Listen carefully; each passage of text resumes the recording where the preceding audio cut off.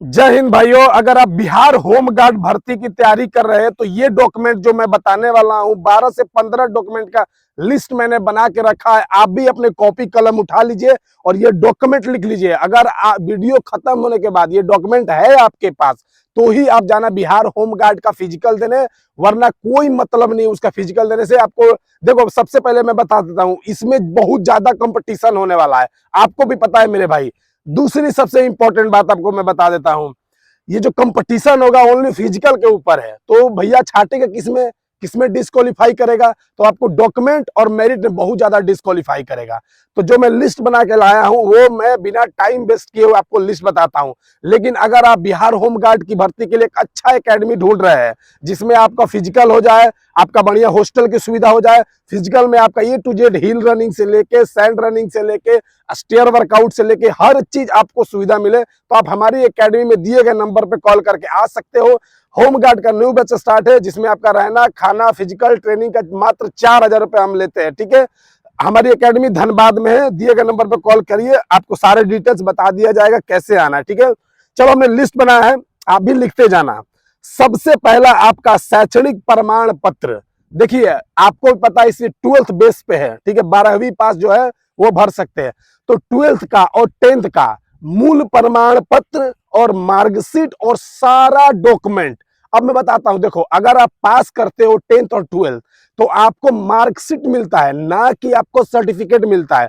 जो वो सर्टिफिकेट है जो आप पास करते हो उसके 1 से 2 साल बाद फिर से आपके स्कूल में दिया जाता है, समझ गए? तो वो सर्टिफिकेट और ये मार्कशीट, एडमिट कार्ड, पंजीयन पत्र, ए टू जेड जो 10-12 का डॉक्यूमेंट है वो आपका ओरिजिनल और कॉपी दोनों ही अपना फिजिकल आपका यहाँ देने जाइएगा, लेके जाइएगा। ठीक है, उसके बाद दोस्तों आपका कास्ट प्रमाण पत्र लगेगा जिसको हम जाति प्रमाण पत्र बोलते हैं। अब ये किसका किसका लगेगा? OBC, SC, ST. जो जनरल कास्ट वाले हैं उनके लिए जाति प्रमाण पत्र मान्य नहीं है। ठीक है, वो आपका जो है जो ओबीसी, एसटी, एससी उनके लिए, ठीक है, जाति प्रमाण पत्र। चलिए आगे हम बढ़ते हैं। निवास प्रमाण पत्र, रेसिडेंशियल सर्टिफिकेट, आवासीय प्रमाण पत्र। ये दोस्तों आवासीय प्रमाण पत्र आपका जिस डिस्ट्रिक्ट से आप भरिएगा उस डिस्ट्रिक्ट का आवासीय प्रमाण पत्र चाहिए। अब इसमें कंफ्यूजन एक अनुमंडल का चाहिए नहीं, आपका ब्लॉक तक सीमित रहेगा आपका जो आवासीय प्रमाण पत्र। ठीक है, अब मैं आपको एक चीज बता देता हूं, आवासीय प्रमाण फॉरम डेट लास्ट जो फॉरम डेट है जो हमारा होम गार्ड का उसके पहले का बना होना चाहिए। ठीक है, अब हम आगे बढ़ते हैं। आधार कार्ड, ठीक है। अब एक चीज समझ लो, आधार कार्ड कौन सा?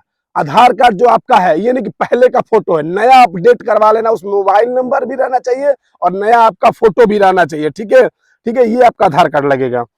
उसके बाद ऑनलाइन आवेदन, अगर आप जो है होम गार्ड का फॉर्म भरिएगा तो उसमें देखिएगा प्रिंट आउट आपको मिलेगा। आप किसी भी साइबर कैफ में या खुद से भरिएगा तो प्रिंट आउट मिलेगा। बहुत सारे जो तेज बनते हैं ना, जिसको हम ज्यादा कूल मानते हैं, वो क्या करते हैं कि हाँ फोन में प्रिंट आउट दे दीजिए। नहीं, आपको वहां पे प्रिंट आउट प्रिंट करवा लेना है कागज में। ठीक है, वो भी चाहिए अपने को। ठीक है, उसके बाद 2 पासपोर्ट साइज रंगीन फोटो जो अभी हाल में ही खिंचवाई गई है।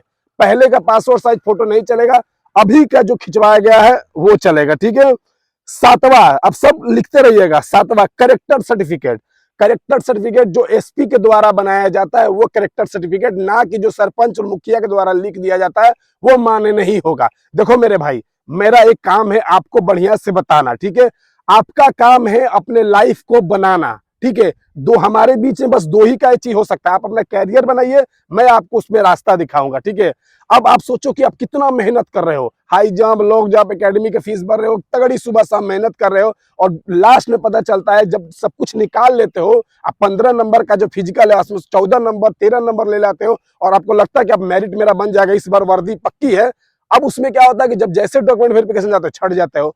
तो ये सब डॉक्यूमेंट ओके रखना। ठीक है, मेरा डिमोटिवेशन का कोई एथी नहीं है, लेकिन हमको सच्चाई बताना है। ठीक है, करेक्टर सर्टिफिकेट हो गया जो आपका जैसे पास हो करेक्टर मांगेगा। पहले क्या होता था, करेक्टर सर्टिफिकेट में बता दें, थोड़ा सा टाइम लूंगा। पहले फॉर्म नहीं डाला जाता इस सब चीज में, जब पहले का जो भर्ती था वो सिर्फ करेक्टर पे ही भर्ती हो जाता था। ठीक है, तो वो आपका एसपी द्वारा बना होना चाहिए।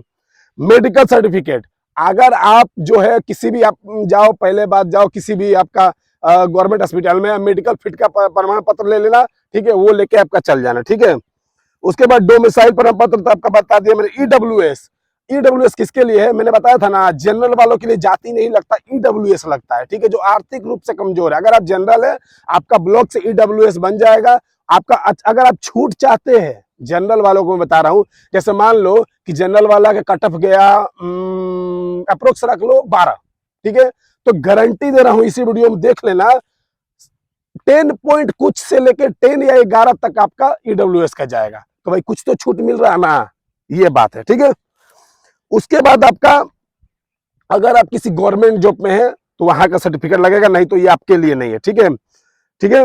उसके बाद आपका आवेदन का बैंक पासबुक और कॉपी, ठीक है। अगर आपका बैंक पासबुक कोई है, किसी बैंक में है, तो वो भी ले लेना। अब बोलेंगे वो किस लिए?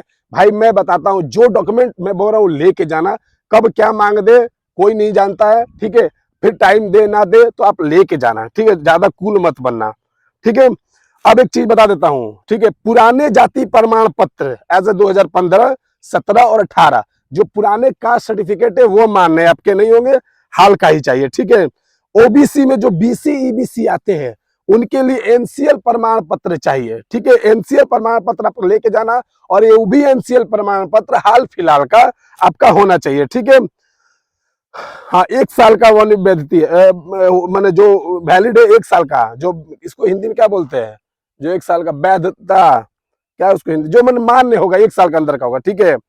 उसके बाद एनसीएल प्रमाण पत्र जिला अधिकारी, डीएम या अनुमंडल अधिकारी, एसडीओ द्वारा किया जाना चाहिए, ठीक है। 2 एनसीएल, एसटी एससी जो उम्मीदवार कैटेगरी के एनसीएल की, उनको कोई आवश्यकता नहीं है, कोई जरूरत नहीं है आपको एनसीएल का, जो एसटी एससी है, ठीक है। उसके बाद आपका ओबीसी उम्मीदवारों के लिए, ओबीसी उम्मीदवार के लिए प्रमाण पत्र केवल एनसीएल लगेगा, ये हो गया, ठीक है।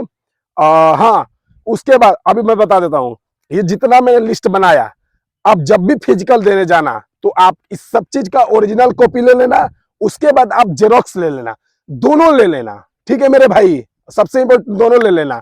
और आपको बता देता हूं, आप बढ़िया से फिजिकल करो, कोई भी परेशानी आता है, अगर आपका लगता है कि मैं आर्थिक रूप से कमजोर हूं, मैं एकेडमी नहीं ज्वाइन कर सकता, फिर भी मैं आपके लिए मदद करने के लिए खड़ा हूं, कोई इश्यू नहीं है। आप व्हाट्सएप पे हमारे जुड़ जाना, हम लिंक दे देंगे डिस्क्रिप्शन में, हमारा चैनल है व्हाट्सएप पॉडकास्ट का, वहां पर लिंक दे देंगे। कुछ भी आप वहां से पूछना होगा कि भैया मेरा सीन पेन हो रहा, मेरा नी पेन हो रहा, मेरा मसल क्रैम्प है, मेरा स्पीड नहीं बढ़ रहा, मेरा लॉन्ग जंप इंप्रूव नहीं हो रहा, हाई जंप में थोड़ा दिक्कत हो रहा, हर चीज का आपको टेक्निक बना दूंगा। थोड़ा वीडियो इसका सेंड कर देना आप कैसे करते हो, ठीक है। देखो हर तरह से मदद करना हमारा काम है, ठीक है। जो नहीं आ सकते उनके लिए भी, जो आ सकते हैं तो उनके लिए तो हम तो खड़े ही ट्रेनिंग के लिए। जय हिंद, जय भारत, वंदे मातरम।